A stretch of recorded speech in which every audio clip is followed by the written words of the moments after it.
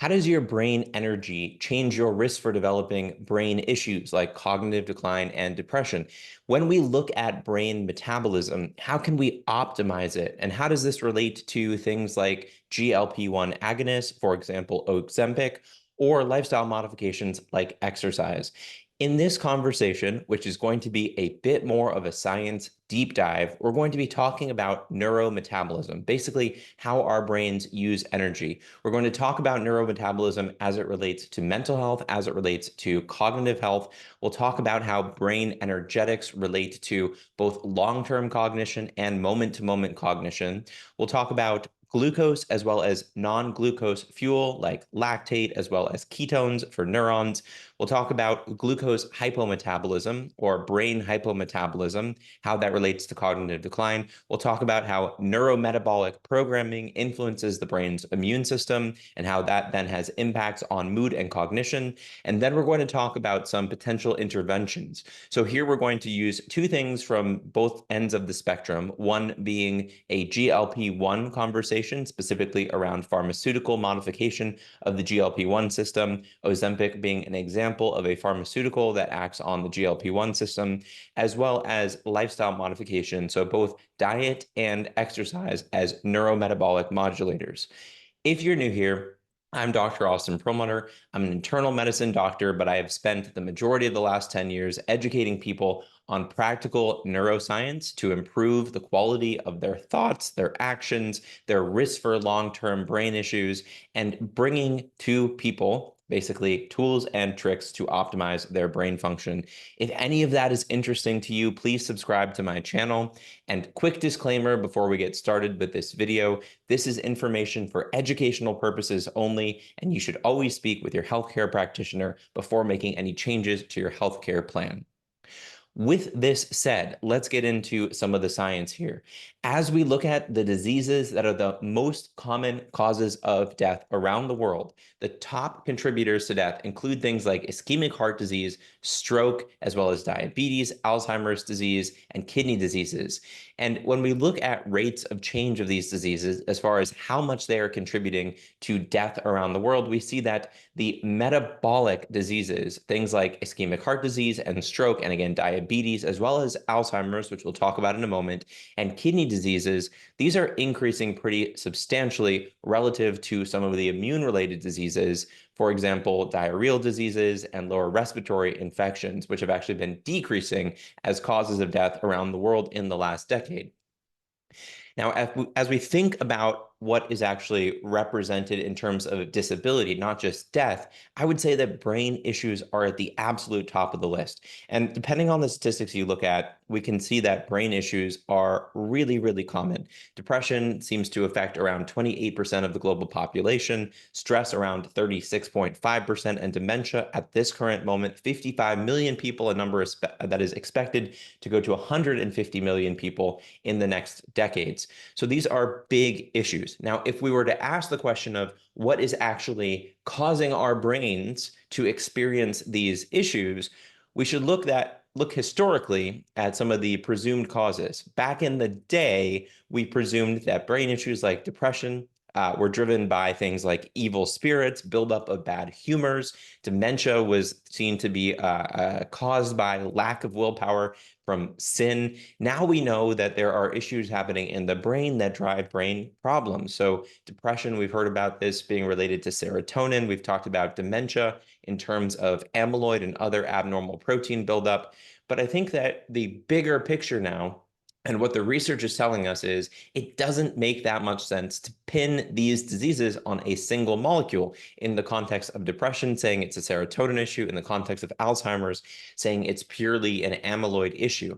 Instead, when we look at our brains, arguably the single most complicated part of our bodies, we have to think about all of the different systems that converge and change our brain function. So just to name a few, neurotransmitters certainly are important, neuromodulators being part of that conversation. We also know that neurotrophins like brain-derived neurotrophic factor play a role. The endocrine system, hormones like cortisol and estrogen, changes in the networks within the brain, changes in immune signaling within the brain, the gut-brain axis, changes in the actual brain structure, and what we're going to focus on for the sake of today's conversation, metabolic signaling within the brain. So this involves molecules like insulin, glucose, short-chain fatty acids, and the basic point here that I'm trying to make is that as we look at the brain, we have to open up our lens a little bit and look at more variables than simply a misfolded protein or a issue with serotonin signaling. And I think this is the natural evolution. So we may say a brain issue is no longer an issue with bad spirits. It's no longer an issue with bad humors. Maybe it's no longer a singular reflection of a single molecule. And instead, we have to look at these pathways, including metabolism, that can be thrown off as it relates to our risk for having brain issues and potentially as a target for people with brain issues. So why should you care about neurometabolism for brain health? I mean, all of what I said is maybe interesting. I think these are the statistics that will tell you why this is so critical as a point of conversation for all of us to be considering if you're interested in how your brain works. Your brain is between 2 and 3 pounds, and yet research shows that it uses up to 25% of the nutritional glucose that you consume. When we look at what happens when there are issues with the brain getting access to fuel and being able to use that fuel, we think about how our neurons in particular get access to fuel and what happens in their mitochondria. A single neuron can have millions of mitochondria. So think about how many opportunities there are for something to go right or to go wrong. And now we are understanding, because of a number of different books and research that has been published, that issues with brain metabolism and mitochondrial state are thought to be central to the rise in neurodegenerative diseases. Generally speaking, when you look at a person's brain function as they age, it tends to get worse, especially in their later decades. And what we see is that that correlates with something called cerebral hypoperfusion, or specifically here, I should say, cerebral hypometabolism. Because what we're seeing is that the brain seems to be less able to use glucose as we get older. This decline in the brain's ability to properly utilize fuel correlates with cognitive decline. And it's particularly notable in a part of the brain called the prefrontal cortex, which is absolutely essential in terms of good function to keep us thinking well and being able to make good decisions. So this gets us to the science of neurometabolism. Neurons are using up about 80% of the energy in your brain, and that energy is used in particular in areas of the brain that are more active. That means you are using billions of molecules of ATP each second per neuron. That means you really want to have consistent access to high quality fuel. The ATP use is being used by a number of different processes within your neurons, but suffice it to say that the more you use a neuron, the more ATP is going to be utilized. It is also important to understand that as we look at brain metabolism, that beyond just neurons, glial cells, especially a glial cell, which is kind of a non-neuronal brain cell called an astrocyte, is absolutely vital to integrating peripheral metabolism with neurometabolism, meaning taking data from the bloodstream and coupling it with what is happening within our brain. And there's a really important point to remember here is that glial cells, and in particular these astrocytes, are the link between peripheral energetics, meaning what happens in the rest of our body, and cerebral or brain energetics. Another point to be aware of here is that there is something called neurovascular coupling.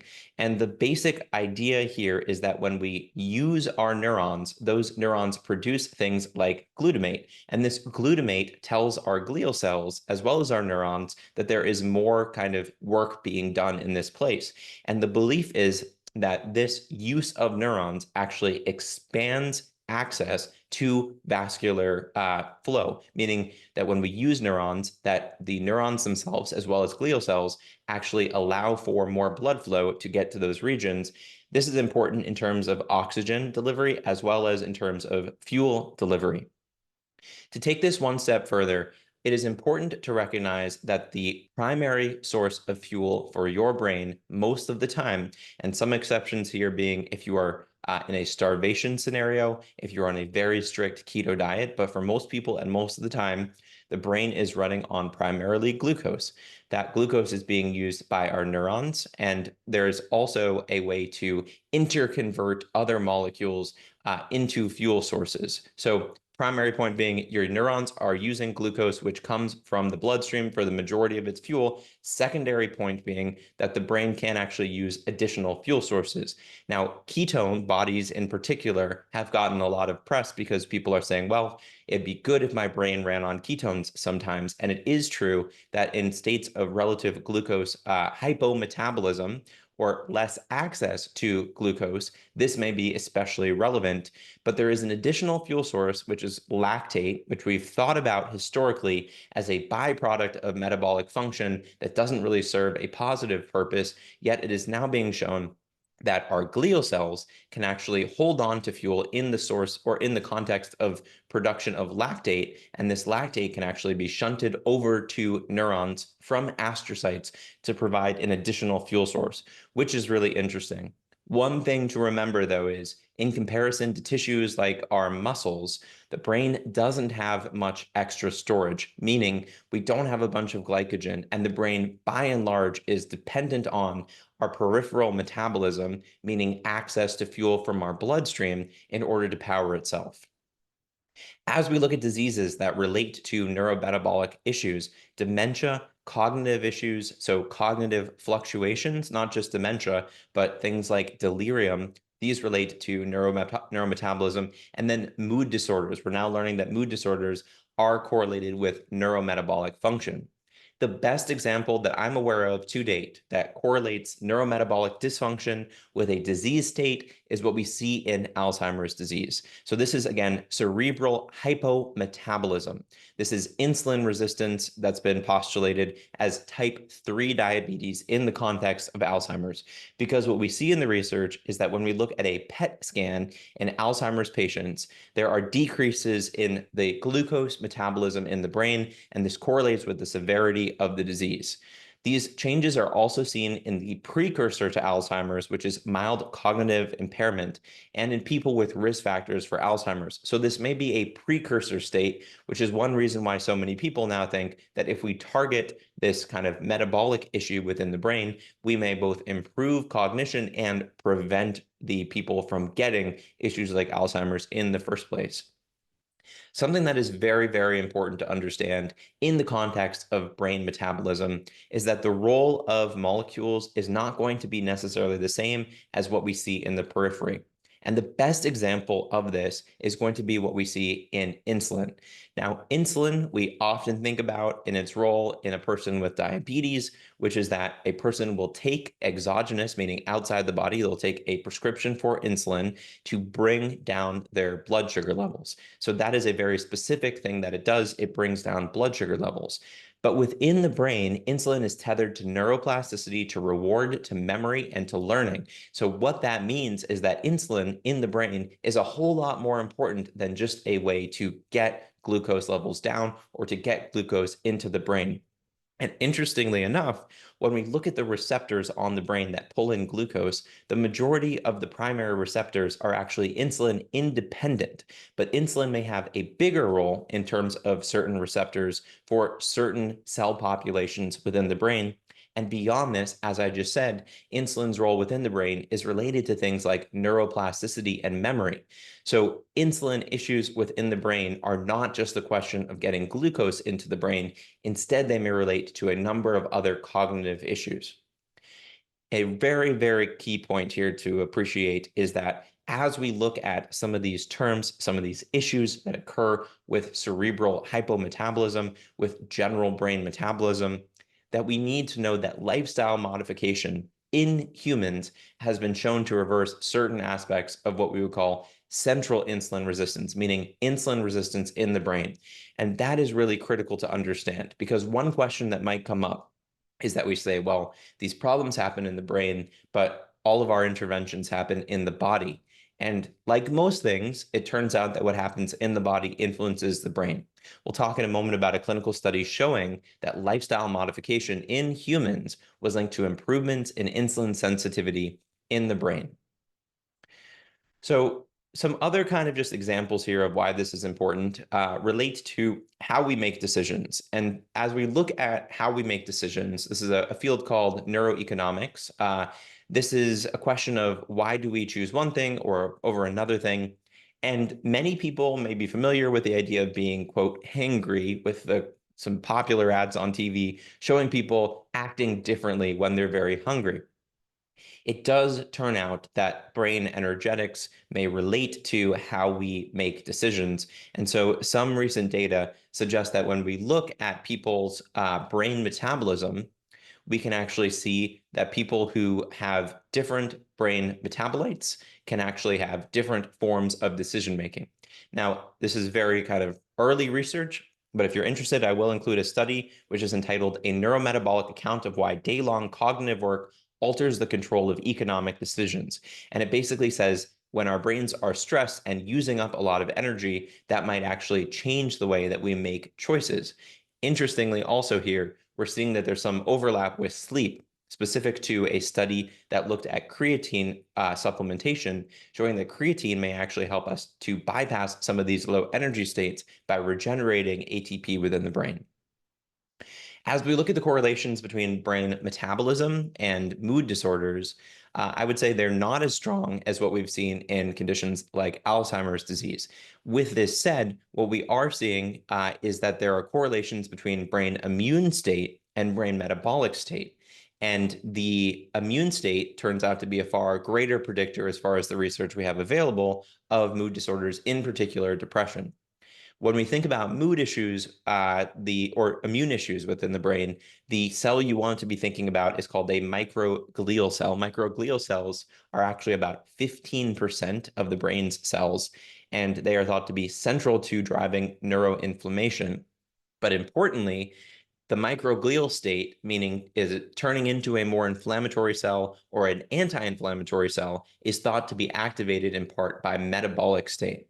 And so we're now seeing that many conversations around microglial cell polarization, again, healthy, unhealthy, inflammatory, anti-inflammatory, that's a gross simplification, but that these conversations are bringing in this question of how does brain metabolism influence microglial cell polarization.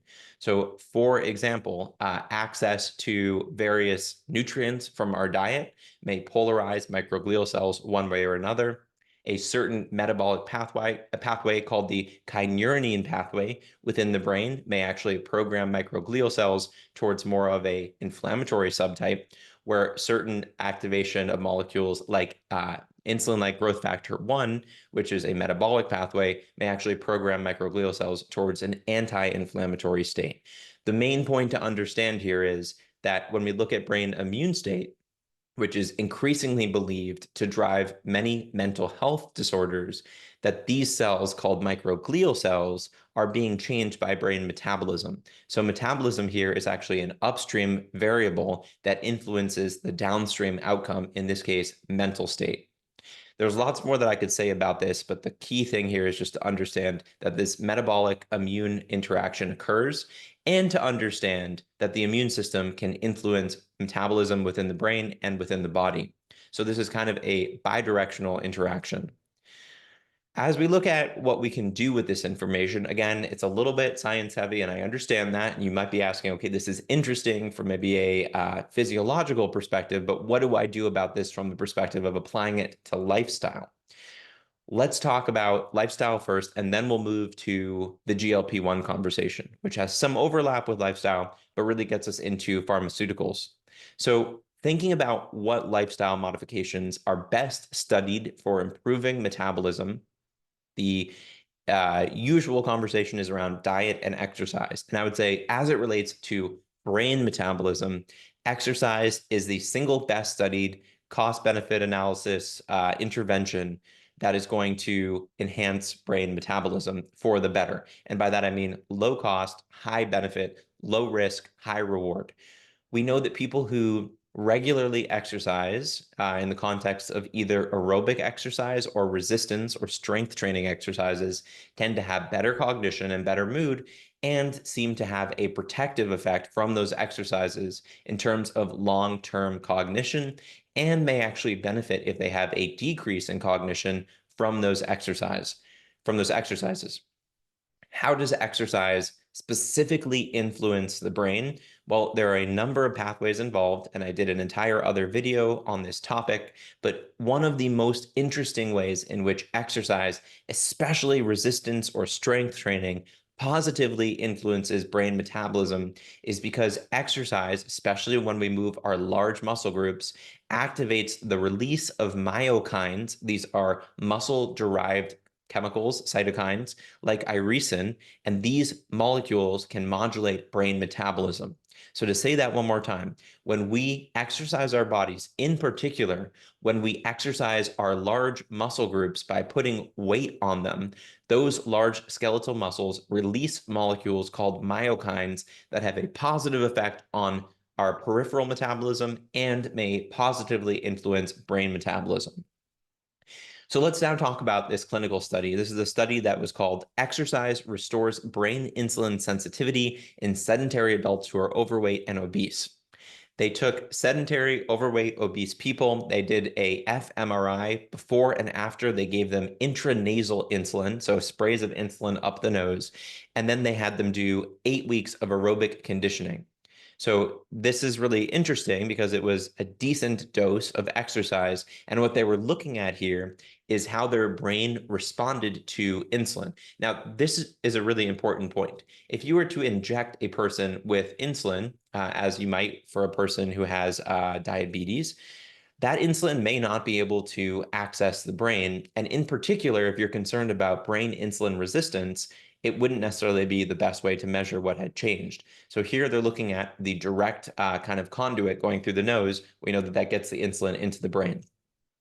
What they found at the end of this study is there was an increase in functional connectivity, which is a measure of brain communication channels between a part of the prefrontal cortex and the right hippocampus. So some network level effects. They also found that there was an increase in blood flow in the striatum. And in each case we're talking about, this is in response to using this intranasal insulin, showing that in response to insulin, there were changes that could be perceived in terms of how the brain got access to blood flow and in terms of brain network effects. So showing here that exercise had an effect on improving the sensitivity of the brain to this peripherally applied insulin, or I guess in this case, centrally applied insulin. If we're more generally thinking about exercise as an intervention to improve brain metabolism or to optimize brain metabolism, I think we have good data suggesting that somewhere in the ballpark of doing 3 or so days of aerobic conditioning each day is good for peripheral metabolism and general health. This is at a moderate level. We'll talk about this in a moment. And then resistance training. I think this is so important and so often missed. So because of those myokines and because of other benefits that are derived specifically from resistance training in terms of improving muscle health, I think that training with bands or weights about 2 to 3 days a week is a great idea. The kind of goal here is to shoot for the recommendation of 150 minutes of moderate intensity exercise over the course of a week. And one way to think about this is if you're at the level of moderate intensity, you should still be able to talk, but you shouldn't be able to sing. So it should be moderately strenuous. A couple other correlates here. We have some recent data suggesting that this 10,000 steps a day actually is a good number to shoot for as it relates to dementia prevention. Doesn't necessarily say that it specifically acts on these metabolic pathways, but I think that is, if you can, a reasonable amount of movement to shoot for. But any movement is better than no movement. And another thing to just keep in mind here, if you don't currently do resistance training, meaning weight training, resistance training could be anything that, you're applying muscle or weights to your muscles, I would say you may benefit from talking to a professional because hurting yourself and being out of exercise for 2 months is a whole lot less valuable. So consider talking to a professional. Okay, we've talked about brain metabolism. We've talked about this lifestyle component, which is exercise. And now let's get into pharmaceuticals. Let's talk about GLP-1 specifically. These are medications like Ozempic. So GLP-1, it stands for glucagon-like peptide 1. These are basically peptide hormones that are made up of amino acids, and they're produced naturally. Glucagon-like peptide 1 is produced naturally in our intestines from cells called L cells. Some really, really important things to know about GLP-1 is that when we produce it, it gets digested incredibly rapidly. But we can also produce a little bit of it in our brain. So it's been shown that it can be produced in a part of the brainstem. There are receptors throughout the brain for GLP-1, including in places like the amygdala, highly involved in emotion regulation, the hippocampus, key to our memory formation, the hypothalamus, which is kind of an aggregating hub for the brain, and also produces a number of molecules that are produced to go into the bloodstream, the cortex, and the substantia nigra. When we look at where GLP-1 conversations are happening right now in the market, it is generally in the context of drugs. So Ozempic or semaglutide is probably best known of the GLP-1 agonists. And what these drugs do is basically increase levels of pathways related to GLP-1. So it doesn't necessarily mean you're taking a GLP-1 molecule, you're taking a molecule that upregulates the pathways that GLP-1 would naturally activate within the body. Now, when we look at the mechanisms of GLP-1 within the brain, GLP-1 may actually influence microglial cells, the brain's immune cells. It may actually influence neuroplasticity. Primarily, this research is preclinical, but it suggests that GLP-1 may have an anti-inflammatory role, a role in glucose transport across the blood-brain barrier, and a role in neurogenesis, which is the creation of new neurons. The research here is really early, but what we're seeing a little bit is that these molecules that increase pathways related to GLP-1 may actually have benefits in cognitive decline. And that's really interesting in the context of really no good drugs for cognitive decline right now, especially because many of the drugs that are used for cognitive decline, at least the more expensive and novel ones, are linked to very high risks of side effects, relatively speaking. So GLP-1s have a relatively lower risk of significant side effects, unlike many of these new brain-specific drugs that target amyloid, for example, that have side effects like brain edema or swelling and risk for brain bleed. What we've seen from early clinical research looking at GLP-1 agonists like Ozempic is that they may change functional connectivity, meaning change networking connections within our brain, that they are linked to more cortical MRI volume, meaning more brain, as well as better cognition in Alzheimer's patients, and they are linked to improvements in cognition and activation of certain parts of the brain within the prefrontal cortex in people with type 2 diabetes. But important to say here, this is preliminary observational work, and we're not necessarily sure that these are going to be molecules that will specifically target these conditions. So part of this research comes from people who are already taking these molecules for other reasons. For example, people with diabetes. We're now starting to see interventional trials looking at what GLP-1s do for various brain states. So with that in mind, let's talk about GLP-1 beyond just drugs. As I said, GLP is produced by our L cells in the gut, and it's produced naturally in response to certain dietary signals. When we consume certain foods, our GLP-1 levels can go up to 4 times. And to give you some numbers for this, typical GLP-1 levels in a healthy human are between 5 picomoles per liter and 15 picomoles per liter in fasting state, and again, can go up to about 4 times that after we eat food. It peaks starts elevating, I should say, around 15 minutes after we eat, and it goes up to a peak at around 60 minutes. Now, with pharmaceuticals, there are some really big differences. Natural GLP-1 can be degraded within 1 to 2 minutes by enzymes. But pharmaceuticals, because of the way they're designed, can go up to peaks that are substantially higher than what is naturally found in our body. And the half-life of these drugs can be up to days because of the way they're designed.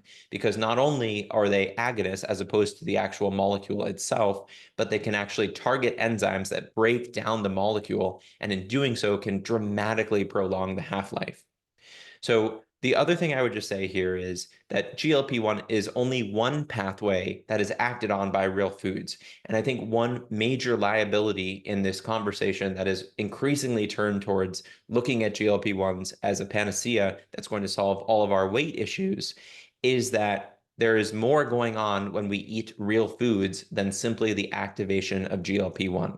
So we do want to be thinking about this as just one pathway and to be thinking about, especially if you're somebody who's taking one of these molecules, these in drug form, talking to your practitioner about what might you be losing if you're decreasing your intake of these real foods. What do we know about foods that can actually upregulate GLP-1s? Important to understand that no food is going to increase your GLP-1 levels or pathway-related levels the way that a drug will. They're just kind of night and day in terms of the potency.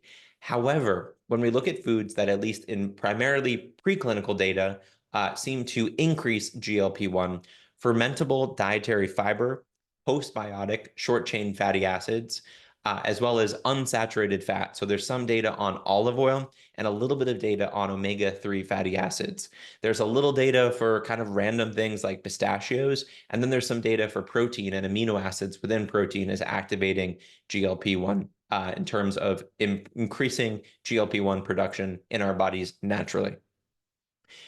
As we look at more generally a diet to keep our brain metabolism optimized, I would say the following. The first is, going back to where we started this conversation, your brain is highly sensitive to what is happening in your body in terms of access to its primary fuel source, which is glucose. So we don't want to have very low blood sugar. We don't want to have very high blood sugar. And we also don't want our blood sugar to be going up and down consistently. We want it to be relatively stable for more of the time than not. So that means that dietary interventions that help us to keep our blood sugar stable are probably a good idea as it relates to optimizing brain metabolism. The next thing I would say, which is in this vein, is to eat more minimally processed foods and eat less processed foods. When we eat processed foods, we tend to digest them very quickly. They convert into sugar, and these can lead to, either directly because of what happens when we're digesting them, or long-term because of their effects on our metabolism, issues with blood sugar regulation and issues with brain metabolism. Another point I brought up in the context of GLP-1 natural producing foods is fiber. So fiber is not just good for some potential GLP-1 production, but it's also good from a neurometabolic perspective, because when we feed the microbiome fiber, the microbiome can digest that fiber and produce molecules called short-chain fatty acids. And these short-chain fatty acids appear to have a beneficial effect on peripheral metabolism and a potentially beneficial effect on brain metabolism. We also see some recent research suggesting that increased fiber consumption is just generally good for decreasing our chances of dying early. So I think when we look at the typical American not getting even half of the level of fiber that is recommended, there are so many things we can do. You can find resources on my website and otherwise describing how you can get more fiber in your diet. It turns out foods that contain real fiber also tend to be good for you. Additionally, I would say to decrease foods with added sugar. This is a recommendation that's pretty consistent across integrative, conventional, and every form of medicine in between. Added sugar does nothing really for our health, and in particular, consuming added sugar in the context of sugary beverages is really a way to just kind of ruin our metabolic health. I'm not saying one soda is going to do anything bad for you, but when you consume this over time, and especially if you're doing this in conjunction with eating a typical ultra-processed diet, this is pretty much the worst metabolic food that you can eat.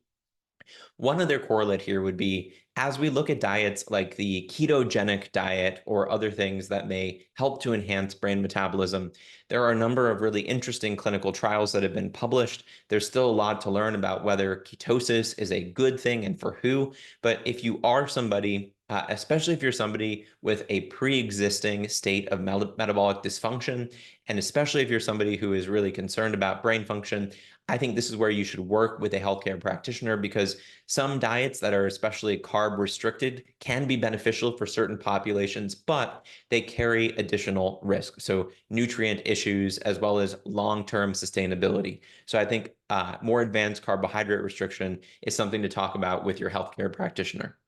So, we've covered a lot in this conversation. We started with the idea that brain metabolism is really a key component of what influences brain health. We talked about brain metabolism in the context of cognition, in the context of mood disorders, in the context of decision making. And then we talked about two of the kind of key ways in which we could overlay both drug-based interventions, in this case, GLP-1s, GLP-1 agonists, and GLP-1 pathway promoting drugs, of which Ozempic is the best example. And then we talked about some lifestyle modifications in the context of exercise, as well as food-based strategies to help to promote brain metabolic optimization.